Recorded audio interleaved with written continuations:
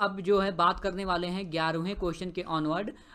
Parliamentary system या फिर जो गवर्नमेंट का सिस्टम है इस पे बेस्ड ये सारे क्वेश्चंस होंगे जो भी प्रीवियस एग्जामिनेशन में पूछे गए हैं। इससे पहले हम लोगों ने एक क्वेश्चन देखा था, मैं आपको दिखाऊं, ये क्वेश्चन नंबर 9 हम लोगों ने इसको हम लोग डिस्कस कर चुके हैं about cabinet form of government.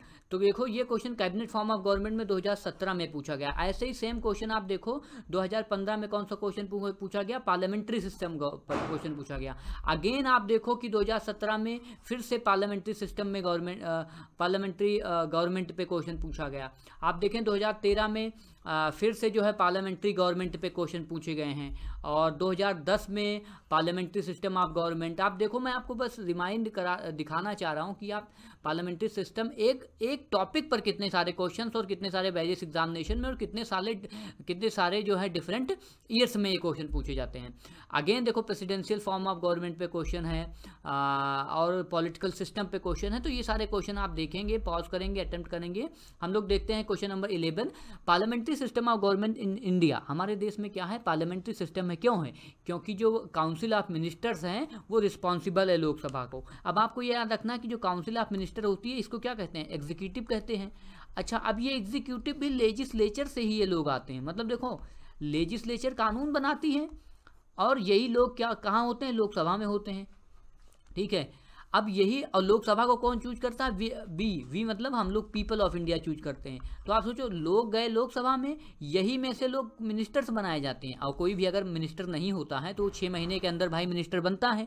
तो यानी जो काउंसिल ऑफ मिनिस्टर होती है वो रिस्पॉन्सिबल होती है लोकसभा को, यानी जो एग्जीक्यूटिव है वो खुद लोकसभा से है और खुद वहीं को क्या है, रिस्पॉन्सिबल है। इनडायरेक्टली वो we the people of India, वो हम लोगों के लिए रिस्पॉन्सिबल होता है। इसीलिए हम लोग उसको चेंज भी कर सकते हैं आने वाले इलेक्शंस में।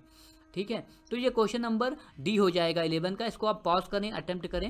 नेक्स्ट क्वेश्चन है, the main advantage of parliamentary form of government is that. Parliamentary form जो होती है गवर्नमेंट की, उसका मेन क्या है, एडवांटेज क्या है, क्यों है कि जो एग्जीक्यूटिव होते हैं remains responsible to the legislature. आपको ये याद रखना है, जो एग्जीक्यूटिव होते हैं, executive means those who are council of ministers. वही जो आप पिछला क्वेश्चन हमने देखा ना, जो काउंसिल ऑफ मिनिस्टर होते हैं उनको एग्जीक्यूटिव भी कह सकते हो। ठीक है, एग्जीक्यूटिव 2 प्रकार के होते हैं, एक परमानेंट एग्जीक्यूटिव जो IAS IPS IFS होते हैं, ये लोग परमानेंट एग्जीक्यूटिव होते हैं। और जो काउंसिल ऑफ मिनिस्टर्स होते हैं ये टेम्परेरी एग्जीक्यूटिव होते हैं और ये लेजिस्लेचर से ही आते हैं और लोकसभा को ही ये क्या होते हैं, रिस्पॉन्सिबल होते हैं। इनडायरेक्टली पीपल ऑफ इंडिया को रिस्पॉन्सिबल होते हैं। 2017 में क्वेश्चन पूछा गया। नेक्स्ट क्वेश्चन है, in the context of India, which of the following principle are implied institutionally in the parliamentary government?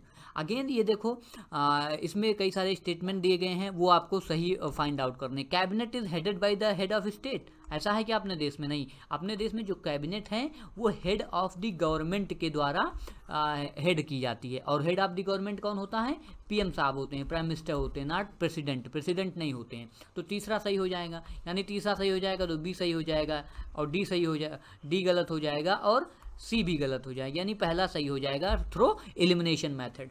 तो इसका मतलब है member of cabinet are the members of the parliament. हाँ, ये तो सही होता है। क्यों? क्योंकि अगर नहीं होते हैं तो 75 का 5 के अनुसार उन्हें 6 महीने के अंदर जो है आर्टिकल 75 सब क्लॉज 5 आप उसको पढ़ें। आर्टिकल 75 वैसे भी आपको बहुत केयरफुली पढ़ना चाहिए क्योंकि इस पर लगभग 10 से 12 क्वेश्चंस पूछे गए हैं UPSC में। Ministers hold the office till they enjoy confidence, या ये 75 का 3 है। ठीक है, 75 आर्टिकल 75 सब क्लॉज 3 आप पढ़ें, उसमें ये लिखा हुआ है। नेक्स्ट क्वेश्चन है question number 14, in a parliamentary system of government क्या होता है बताओ। जुडिशियल पहला तो हो ही नहीं सकता, एग्जीक्यूटिव कंट्रोल ये भी नहीं होता है, executive controls legislature control executive. ये क्वेश्चन आप बताओ, जो 14 क्वेश्चन है इसका आंसर क्या होगा। इन अ पार्लियामेंट्री सिस्टम जो लेजिस्लेचर होते हैं, लेजिस्लेचर कंट्रोल द एग्जीक्यूटिव, यानी जो कानून बनाने वाले हैं वो क्या करते हैं, काउंसिल्स ऑफ मिनिस्टर्स को हेड करते हैं, यानी कि उनको कंट्रोल कर सकते हैं through various acts and laws, कानून बना के। In a presidential government all the executive powers vested in president. Of course presidential form of government है तो उसमें किसके पास पावर होगी, प्रेसिडेंट साहब के पास पावर होगी, और इसलिए क्या हो जाएगा, ऑप्शन ए सही हो जाएगा। Pause it, attempt it. और क्वेश्चन नंबर 16 है, the cordial features of political system in India. India is a democratic Republic, of course ये कहाँ पर लिखा गया है, ये हमारे प्रियम्बल में लिखा गया है that India is a democratic republic. It has a parliamentary form of government, yes it is also correct, India is a parliamentary form of government. Why? Because of article 75। The supreme power vested in the people of India, yes supreme power किसके पास है, हमारे पास है। We the people of India, we the people of India कहाँ से लिया गया है, अमेरिका से लिया गया है। ये कहाँ पर लिखा गया है, ये लिखा गया है हमारे प्रियम्बल में, तो ये भी सही है। It provides for unified authority, नहीं ऐसा नहीं है, तो इसमें क्या है 1 2 3 सही हो जाएगा। 16 को अगर आप केयरफुली एग्जामिन करेंगे तो वो इसमें 1 2 3 मिल जाएगा। यूनिफाइड अथॉरिटी हमारे यहाँ कोई नहीं है, सेंट्रल पावर नहीं है, और इसलिए बी सही हो जाएगा। और ये क्वेश्चन 2008-9 में पूछा गया है। आप पॉज कर सकते हैं, अटेम्प्ट कर सकते हैं। Which consider the following statement, India is the democratic polity, yes this is correct. India is a sovereign state, yes of course. Why? Because of preamble. Preamble में कुछ शब्द लिखे गए हैं और इस पर हम लोगों ने काफ़ी डिटेल में क्वेश्चन देखे हैं, लगभग 50 क्वेश्चन जो प्रियम्बल से थ्रू आउट हिस्ट्री पूछे गए हैं, वो सारे हम लोग देख लेंगे। India is a democratic society, of course India is a democratic society. India is a republic, India is a sovereign state, Indian people have justice of economic justice, political justice, ये सारे जस्टिस हैं। Liberty है हमारे पास, liberty of thought, expression, worship, ये सारे 5 प्रकार की लिबर्टीज़ हैं, 3 प्रकार के जस्टिस हैं। ये सारे चीज़ें हम लोग देख चुके हैं प्रियम्बल को डिस्कस कर। इंडिया द वेलफेयर स्टेट, तो इसमें जो है सारे ऑप्शन सही हो जाएंगे। हम वेलफेयर स्टेट हैं, क्यों हैं, क्योंकि ये डीपीएसपी में कहा गया है। डीपीएसपी आर्टिकल 89 और 39 में आप पढ़ेंगे तो आपको वेलफेयर स्टेट के कॉन्सेप्ट आपको मिलेंगे। नेक्स्ट क्वेश्चन है, which one of the following is not a feature of Indian polity.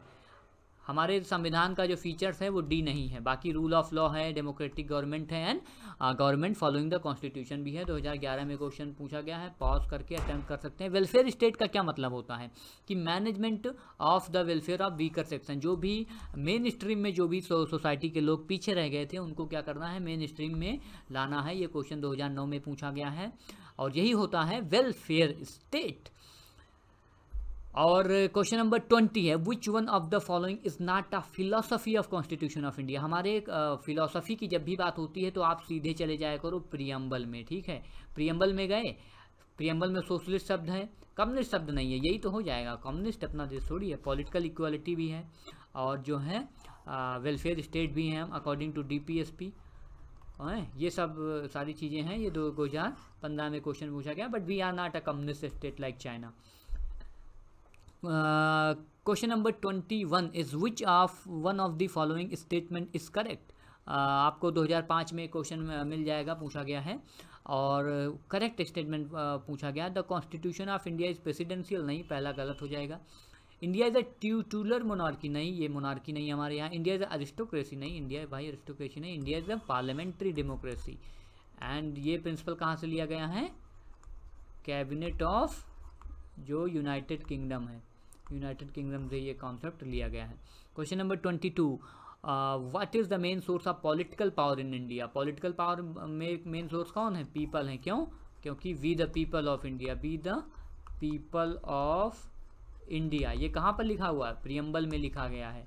और यही चीज़ें आपको इनडायरेक्टली 75 आर्टिकल में भी मिल जाएगी, जहाँ पर जो काउंसिल ऑफ मिनिस्टर है वो रिस्पॉन्सिबल है लोकसभा को, और लोकसभा को कौन चुनता है, we the people of India, हम लोग चुनते हैं। नेक्स्ट क्वेश्चन है question number 23, which of the following is a basic features of presidential government. Presidential government में क्या होगा, is a basic feature of presidential, rigid constitution होगा, ऐसा कह नहीं सकते, जरूरी नहीं है। सिंगल एग्जीक्यूटिव होगा, सुप्रीमेसी ऑफ लेजिस्लेचर होगा, residual power of the state होगा। देखो सिंगल एग्जीक्यूटिव होता है। अगर बात करेंगे हम लोग प्रेसिडेंशियल गवर्नमेंट में क्या होता है, आप सिंगल एग्जीक्यूटिव होगा, सारी पावर उसी के हाथ में होगी, तो आप भी सही हो जाएगा। जरूरी नहीं है कि रिजिड कॉन्स्टिट्यूशन हो, बट जो है सिंगल एग्जीक्यूटिव प्रेसिडेंशियल फॉर्म में उसी के पास सारी पावर जो है क्या रहती है, सेंटर रहती है। और नेक्स्ट क्वेश्चन है, विच of the following is correct, the main feature presidential form of government.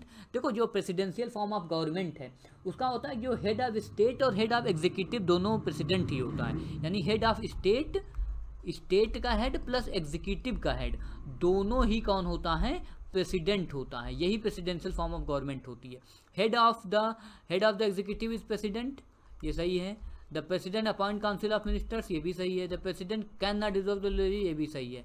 तो इसमें ऑल ऑफ दी अबव सही हो जाएंगे। 2014 में क्वेश्चन पूछा गया है। Next question and last question is the democracy of India is based on the fact that the constitution is written.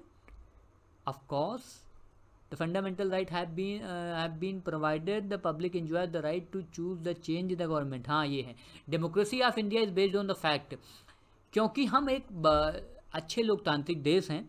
इसका बेसिस क्या है कि people enjoy the right to choose and change the government. Democracy में यही होता है। आप 9th class की मुझे NCERT याद आ रही है, आपने भी पढ़ा होगा, आई होप। उसमें डेमोक्रेसी को पढ़ोगे तो उसमें कितने बहुत ही अच्छे अच्छे एग्जाम्पल्स के थ्रू डेमोक्रेसी के मतलब समझाए गए हैं। तो one of the features is public enjoy the right to choose and change. तो ये चूज एंड चेंज कितना अच्छा शब्द है। चूज एंड चेंज का जो कॉन्सेप्ट है which defined the true democracy, and that is why India and we all are living in a democratic state. तो यहीं तक रखते हैं, आगे क्वेश्चन देखेंगे 26 ऑनवर्ड।